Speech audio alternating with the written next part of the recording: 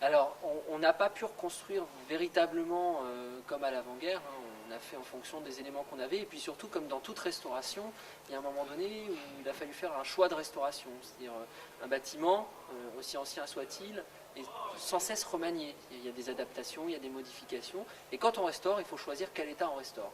Donc, ça dépendait des immeubles, ça dépendait aussi de ce qu'on pouvait sauver, de ce qu'on ne pouvait pas sauver.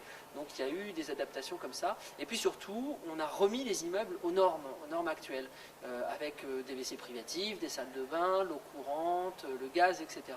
Chose qui n'existait pas dans tous les immeubles auparavant, on l'a dit tout à l'heure.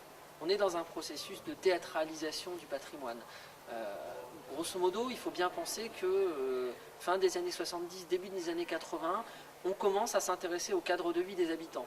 On commence à se dire que finalement la ville doit être un lieu agréable à vivre. Lorsqu'une ville a du patrimoine sur son espace, c'est beau, c'est joli, et puis on essaye de le valoriser.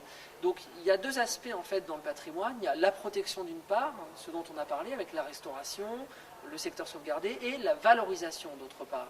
Et cette valorisation, elle passe à la fois par une valorisation auprès des habitants, auprès des touristes, avec des actions de sensibilisation au patrimoine. C'est par exemple le label Ville d'arrêt d'histoire que Tours a eu dans les années 80. Et puis c'est aussi cette fameuse théâtralisation. Alors c'est quoi? C'est des lampadaires faussement anciens, qui sont neufs, mais on fait croire qu'ils sont du 19e siècle par exemple.